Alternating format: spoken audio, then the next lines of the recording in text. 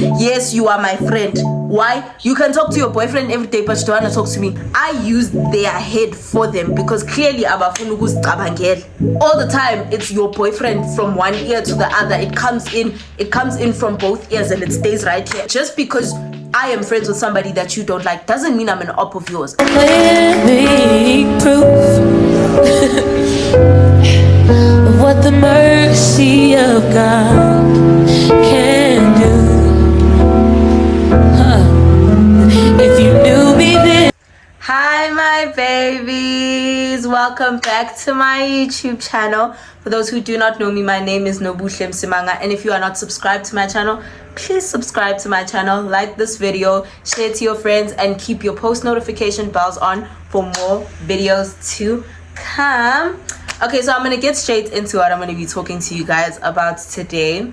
So if it's one thing that I feel like people really struggle with or people deal with on a very heavy note, is friendships. A lot of people struggle to keep them. A lot of people struggle to form them. A lot of people struggle to maintain healthy and long-lasting friendships, and I'd like to think that I'm one person that has maintained really good, healthy, communicative friendships, and in the friendships that I've had like throughout the years, since primary school until now, but mostly high school, I've learned a whole lot of things. So today we're going to be talking about all the things that I've learned in my friendships. You guys must comment down below whatever you relate to, whatever I didn't say that you think deserves to be part of this video. So we're gonna start with number one, right? Okay? Duh. Right? And I feel like for me, this is, a lot of people debate on this one, but for me, this is one of the biggest things that I have learned about friendships.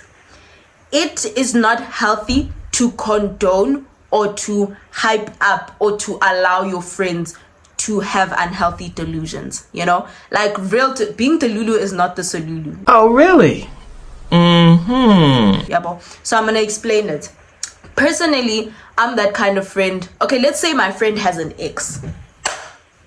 Let's say one of my friends has an ex and she still loves this ex, but this ex has clearly moved on. Yeah, but she feels like there's signs and possibilities that her and this ex could get back together. Yeah, and she comes to me and she's telling me all these things. Yeah, and she's like, no, I saw signs. My ex did this. My ex followed me here. My ex did this and that and this and that. And me knowing what this ex put her through, I'm gonna feed into this delulu thought of hers that something is gonna happen or that this is the man for her, even though she knows very well that he put her through heartache. Yeah, but I'm not that type of friend that's gonna be like, yeah, do it, text him. No, I'm the type of friend that's I'm either gonna judge you, I'm gonna tell the truth straight up. Yeah, and the judgment comes from a place of, I've seen you go through this, I don't want you to get hurt again. As much as to some people it might come off as you're not being a supportive friend, I am being a supportive friend. I'm supporting your heart more than you are by making the decision to go back to somebody that messed up the first time and hasn't proven that they've changed or that they are willing to make things work and make things better. When you're just being delusional because you're listening to your heart and not your head. Yeah, so when I say I don't feed into my friends' delusions, I use their head for them because clearly abafuna ukuzicabangela. When you standing on business, you can't just stand on business. You gotta stump on it.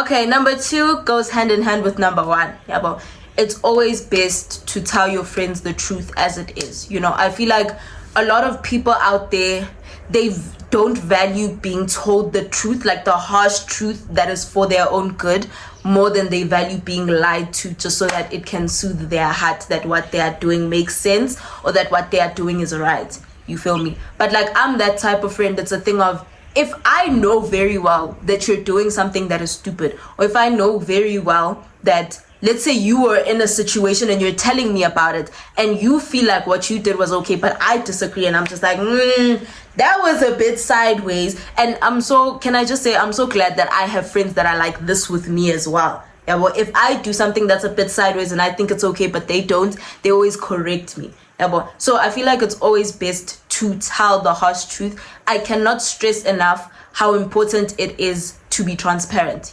I know how people in relationships, y'all want to have honest partners, and y'all love to be honest with your partners. Some of you, not all of you.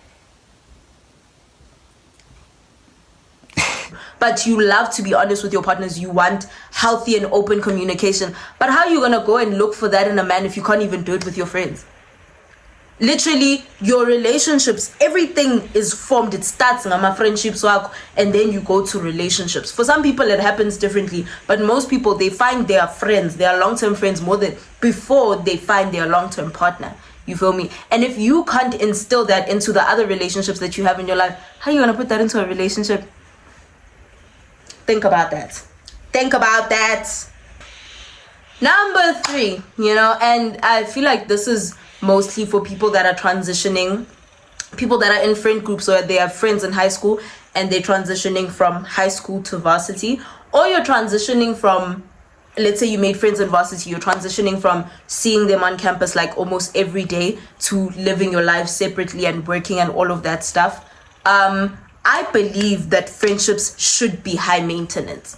You have a different friendship dynamic with everyone. The kind of friendship that I have with you is not going to be the same kind of friendship that you have with the next person, or that I have with the next person, But when I say high maintenance, I mean, I don't understand people that can go a whole month without texting somebody that they refer to as their friend. And then not saying this, knowing very well that I did this with one of my friends, but it's fine. It's fine.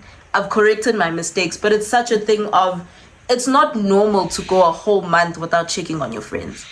It's not normal to go a whole year without making plans to see somebody that you call your friend. You feel me? No matter how much life hits, no matter how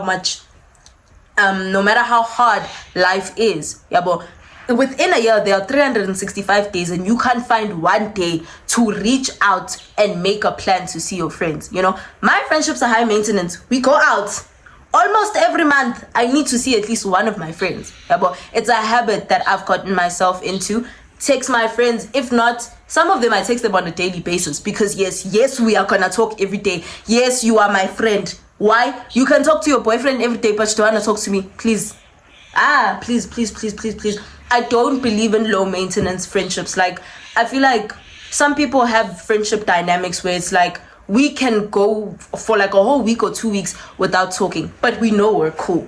I feel like that's the case for some people. But for me, I can't go that long without talking to one of my friends and be like, oh, okay, we're cool. I can't. In my mind, it's like, okay, if we're cool, why am I not checking on you at least on a weekly basis? You feel me? Like, if my friendship with you is not going to be high maintenance, if we can't talk, if we can't text and stuff like that, or if we can't go out, if we're not the texting type, or if you're not the texting type and I am, why can't we make plans to go out? It's not impossible. We're broke, but we'll make a plan.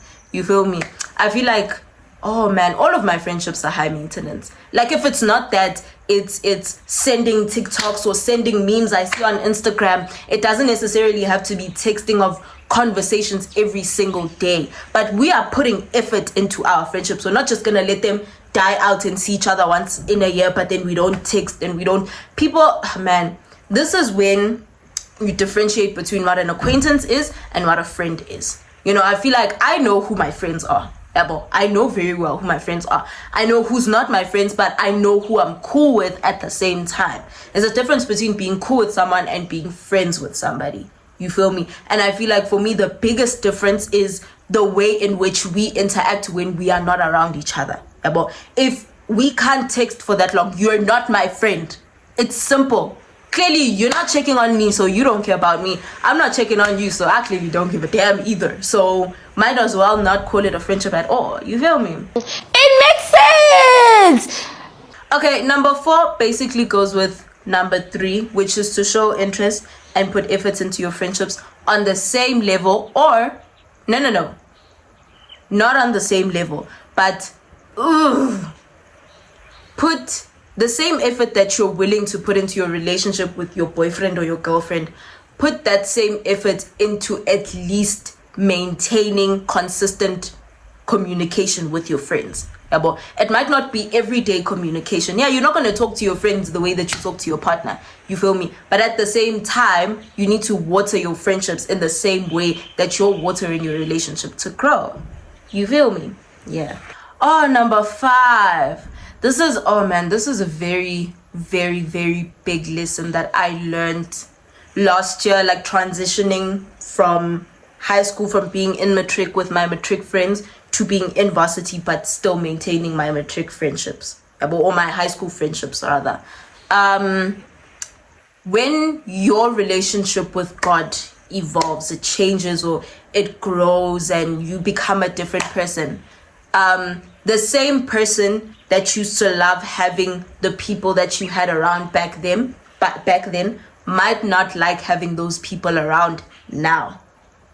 Especially if your changes as drastic as, I'm gonna make an example. Let's say in high school or in matric, you had a group of friends, you guys used to go out partying, groove, drinking, like you used to, like things like that, indulging in such things all together, and it wasn't really a friendship of substance. It was just a friendship of circumstance. It was just a friendship of circumstance. And now you are building a stronger relationship with Christ, and you're not drinking anymore, you don't party anymore, you barely go out, you're in a space of isolation, when you come out of your space of isolation, but you realize that you still don't want to indulge in these things, you feel me? And I feel like people need to understand that it is okay for the new you to not want to be friends with the people that the old you was friends with, people grow apart, and people grow on different levels as well. So you could still be in the space that you were in now that you're in second year of varsity. The same space that you were in matric, you could still be in that space right now. But I could be, the space that I was in matric is completely far from the space that I'm in now. I have completely evolved. I could be there in my relationship with Christ and you could only be starting out, and I feel like things like that really they don't cause conflict, but they cause a drift in friendships, and I feel like it's really important for you guys to talk about things like this. The thing is, I don't understand people. You guys want to communicate in relationships, but you can't do it with your friends. Like, communication uzoifunda gupi if you don't do it within your friendships. Period. Number 6. Like I said, I think I said with one of the points earlier, life happens, life gets hard for people. Some people when life gets hard for them, they go completely off the grid, and one lesson that I've learned is that life can get in the way of your friendships, but if your friendship is real, if your friendship is true, your friends will understand your time of isolation. They'll understand that you go through things that require for you not to talk to people, that require for you to completely go off for months without communication. You feel me? I feel like in situations like that, it's only okay when it's spoken, when it's communicated. Okay, dude, I'm not okay. I'm in a season of isolation. I'm not going to be texting, calling. I'm not going to be on social media. I'm going to be quiet. But I want you to know that I love you. You and I are cool. You and I are still friends. Things might be different when I come back, but I just need that space. I feel like it's so important to communicate things like that instead of just going quiet and for things to just fizzle out, and for one person to know the reason as to why things are fizzling out because they're in their space of isolation. But because they chose not to communicate that, the other person is just like, okay, am I losing my friend? Did I do something wrong? Or maybe that's a me thing. Because one thing about me, I'm an overthinker and I really care about my friendship. So in the same way, well, not in the same way, but in a similar way to the way that I overthink when I'm in a relationship, I overthink when situations happen in my friendships. You feel me? Number 7. So this one, I remember I saw a quote about it on my Instagram and I was just like, flip, I don't do this and I need to start doing this.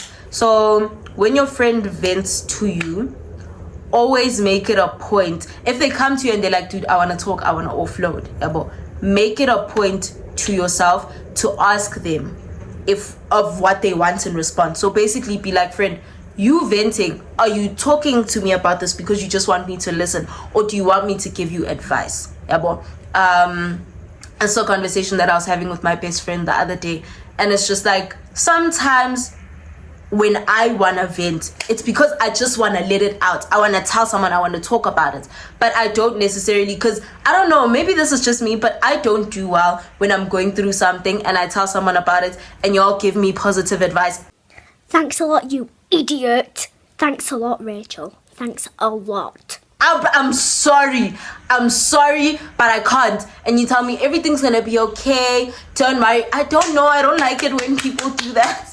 I really don't. Like, it's like a part of me wants you to be mad with me, and then the other part of me is just like, okay, but I want to be told that I feel better. Yeah, but that's why it's so important to distinguish and be like, okay, I'm venting because I just want you to listen. I don't want to hear anything from you. Or I'm venting because I really want your advice. I really want you to encourage me. Yeah, but I think it just depends on the severity or how painful that situation is that I'm venting about. You feel me? Yeah. Actually, this kind of goes with number 7. The thing of, man, you know when someone wants to vent to you, or they want to offload whatever's going on in their life onto you, but you're also going through a lot at the same time. I feel like I understand being sensitive to what other people are going through, but I also understand putting yourself first. Yeah, but there needs to be a balance, especially when you're not in a good space in your life as well. Yeah, but I feel like we should learn to normalize and be like, dude, I'm not in a healthy space. Like, I'm not in a healthy enough space to listen to or to help you with what you're going through, because what I'm going through is that severe. I don't have it in me to carry. It's okay not to carry what you're going through and to carry what other people are going through, because other people are not carrying what you're going through. You feel me? It's okay, especially for somebody like me. Like, when my friend vents to me about their problems, I make their problems my problems, and I feel like that is such an ingrown thing now. Yabo. And it's not to say that it's not healthy, but when my mental health is deteriorating, it's not healthy for me to have a balance of me carrying what I'm going through and carrying what my friends are going through at the same time. I can be there for you, I can be there for you, but I can't carry the load fully for it to be on me just as much as it's on you. And I'm still trying to learn how to balance those, being a good and supportive friend, but also putting myself first, because what I'm going through is way more important to me, in the same way that what you are going through is what you should be putting first, not what other people are going through. Do you get what I mean? Yeah. Number 8, if we are not growing together, like if we're not growing as individuals in our own lives, and we are not growing in this friendship as well, then the friendship is not going anywhere. I feel like people need to understand that the same person that you were in matric in high school, you can't be that same person towards the end of you finishing your varsity degree. You feel me? Like, there has to be somewhat kind of difference, because nobody is perfect. There's always room for growth. But if I can go years in a friendship with you and I am growing, I am changing, I'm evolving, but you're not even putting in the effort to grow on your own, because I feel like if you can grow on your own, your friendships grow with you. You feel me? So if you're not growing on your own and I'm not growing on my own, our friendship is stagnant. What substance is there to hold on to? You feel me? There literally is no substance other than the fact that we are holding on to the people that we used to be in high school. And I don't feel like that's healthy, because once you're out of high school, even if it's just a year difference, people change. Like me, I'm not the same person that I used to be in high school. I'm not as dumb as I was in high school. Let's just laugh. I'm not as impulsive as I was in high school. It was much worse then. Yeah, the growth isn't, absolutely visible, but there are differences, and if there can't be differences in the kind of friendship that we had then, because we used to see each other every day, we were, because of the circumstances, we were as close as we were. And if we can't grow and change our ways as abangani, it's not gonna go anywhere. You feel me? Number 9, I don't even like admitting this, Snap, but this is especially for those friends that are honest with you, that don't feed into your delulu. When they give you advice, please listen to them. Listen to them, because more than 99.99999% of the time, your friends are right with the advice that they give you. Whether it be to not go back to a relationship, whether it be to cut this off because it's not healthy for you, or because you're not growing, or it's not doing anything for you. Do you get me? Listen. I'm not going to go into detail with this one, because I feel like it's very simple. When your friends give you advice, stop asking people for advice if you're not going to listen to it. Why do you act like that? Please. And this goes for me as well. Stop. Don't ask your friends for their advice if you're not going to take it. That is such a go in one ear, come out the other type of situation. That is a waste of time. Okay? Number 10. Okay, I'm gonna read it exactly as I wrote it. Friendships that revolve around talking about boys or men or relationships all the time do not last for long. I will say it again. Friendships that revolve around talking about boyfriends or men or relationships all the time do not last for long. If whenever I'm around you, we can't talk about God. We can't talk about mental health. We can't talk about our growth, the things that we've been through. We can't talk about what's happening at home, what's happening at school. All the time, it's your boyfriend from one ear to the other. It comes in from both ears and it stays right here. Enough is enough! Every single time we go out, it's always revolving around you and your partner, you and your boyfriend. And I'm saying this merely because I know I'm not that kind of person. Yeah, but one thing about me, in my friendships, I don't talk about relationships like that. Like, I really don't. I speak when I'm asked. If I'm not asked, I'm shutting up and we're speaking about something else. You feel me? So I feel like it's very important to understand that your life, your whole world can't revolve around you and your relationship. Because you're gonna start neglecting other things in your life, such as your friendships, because you always talk about your boyfriend or your problems with your boyfriend. It's not to say that we don't care, and it's not to say that it's not okay to talk about it. Talk about it, but don't make your friendship revolve around those constant problems to an extent where whenever we're together, we talk about your boyfriend and you never want to talk about me and what's happening in my life. You feel me? I feel like that's very unhealthy and it's very unfair as well. Okay, this one is very important. So let's say me and you are friends, right? Cell phone and I are friends. Yabo, you and cell phone are friends. But you and cell phone have a falling out. Yabo. So something happens, y'all disagree or y'all have an argument or fight and y'all choose to not be friends anymore. Yabo. But I make the choice that I still want to continue being friends with you and I still want to continue being friends with cell phone. You have no right to tell me, Uguti, you don't want me to be friends with cell phone. In the same way that cell phone has no right to say that they don't want me to be friends with you. I'm not friends. Oh man, I feel like it's so important to understand that just because you're my friend, it doesn't mean you have the right to dictate other people that I choose to be friends with. Just because I'm friends with someone that you're not friends with, it doesn't mean I'm an op. Period! And it doesn't mean that you have any kind of right to feel entitled to tell me that I can't be friends with this person just because you're not friends with them or just because you don't like them. You get what I mean? Yeah, that it takes a lot of maturity to understand this lesson though. And it's each to his own. Some people really don't agree. Some people don't agree. But that's for me personally. That one. 12. So I'm gonna read it as it is. Don't rely on the continuation of a friendship being the fact that you've known each other for a long time. So don't continue to be friends with somebody that you feel like the friendship is not working. The friendship is not consistent. Don't hold on to that friendship just because you guys have been friends with each other for years. Things happen. You grow apart. Life changes. Friendships end. It's part of life. Cry about it if you want to. If you want to cry about it, move on. You have other friends. It is what it is. It is what it is. Oh, I don't know about this one. I'm a bit iffy about this one. Nah. I'm gonna say it's normal, but it's also not so normal.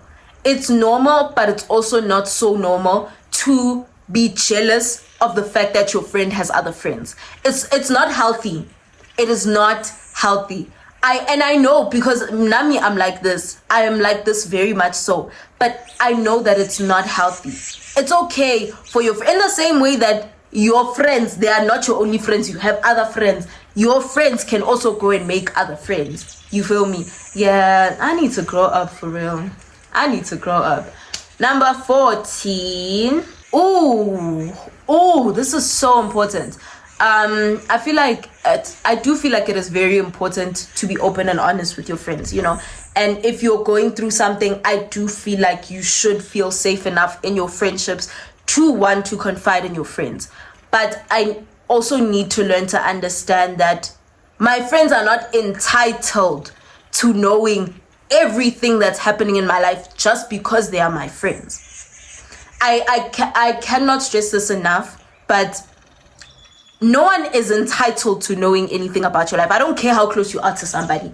No one is entitled. It's just a matter of, like, I get to a point in my life where, let's say something happens, something happens, and it is something important, but at the same time, I'm just like, I don't want people to know about this. I don't want to tell people. I don't want to talk about it. I don't want this to be something that's out there, and I also don't want my friends to feel like they need to know every single little thing. Like, important things, yes. But like, if I decide to move out of the country, of course I'm entitled to knowing, because I'm your friend. Our friendship is here now. You are moving there. That's completely different, because that has everything to do with me and you. That's gonna affect me and you. But if it's fully affecting me on my own, it's okay for me to choose not to talk about it.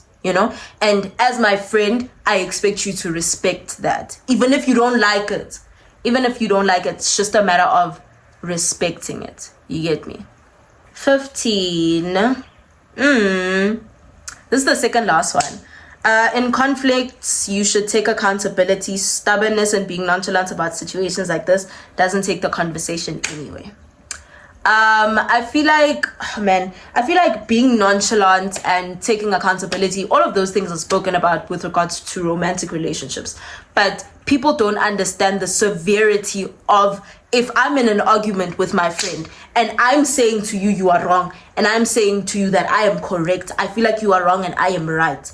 We are not taking accountability. I feel like friendships end so impulsively and so quickly because people choose not to take accountability for their actions. People choose to be stubborn and they choose to be nonchalant. It's like, oh, I don't need you. I have other friends. I don't need you, but I want you in my life. Now I'm going and I'm choosing to make an impulsive decision basically about our friendship because I'm mad about an argument that we had, instead of us sitting down and talking about it and being like, dude, I didn't like it when you did this. And if I tell you as my friend, I didn't like it when you did this, you might not agree with the fact that you did this to me, but it's such a thing of, okay, I'm sorry that I made you feel this way. Not I'm sorry because I did this. You feel me? It has to be an I'm sorry that I made you feel this way. I don't agree with the way in which you view it, but the fact that it made you feel this way is not something that makes me happy. That's what I mean when I say taking accountability in a way where you also stand your ground. You feel me? Yeah. Now we're going on to the last one. It's written, having God-fearing friendships is a blessing and a half. I don't like, now that I am where I am in life, I don't like the idea of having a friendship that is not deeply rooted in Christ, or having a friendship where we can't talk about God, we can't talk about the Bible, we can't converse about spreading the gospel and praising the Lord. When you and your friend go from being lukewarm Christians to full on praising the Lord with all of your heart, and you have this fire in you, you feel so much lighter. It doesn't feel, like when you're going through a lot, but you still have to be around people, you still feel that heaviness, but when you have friendships that are deeply rooted in Christ and Christ is your firm foundation, when you have friendships that are like that, it's so much easier to feel light. It's so much easier for your friendships to have more depth. It's so much easier for you to grow in your friendships. And it's crazy because you don't just grow in the change of action, you grow even more in the love that you have for your friends. I have this friend, and I think we've been friends for about 3 years now. And when we had first met, we both believed in God, but we weren't Christians. Like, it wasn't a constant habit to pray every single day, read the Bible every single day, spread the gospel. It wasn't a habit, and we didn't have the healthiest habits either, that we'd like going out to party and stuff like that. We didn't go out to party, but that's like an example. We didn't indulge in the healthiest habits together, and now we are both in completely different places in our lives, and our Christianity comes first. Like, we are so deeply rooted, we are so much stronger in our faith and in our habits and our works, and all that. And I cannot explain to you how much I grew in so much more love for this person just because Christ is our firm foundation. I can't explain it, but those who have gone through that transition of going from being like lukewarm, yeah, I believe in God, but I don't really praise him like that, to fully praising God with your friends. The connection is strengthened and it's solidified. It's like being equally yoked but in a friendship, you know. Yeah, I can't put into words the feeling that comes with having friendships that are like that. But we have come to the end of the video. I really hope that you guys enjoyed this video. I really hope that these lessons come in handy for some people, and I really hope that some of these lessons are already things that you have instilled in your life and in the friendships that you have and in the friendships that you're trying to build with people now. I hope you guys enjoyed this video. Please like this video, subscribe to my channel if you haven't, share to your friends, tell your friends to share to their friends, and keep your post notification bells on for the videos that I'm going to be posting next week. Until next time.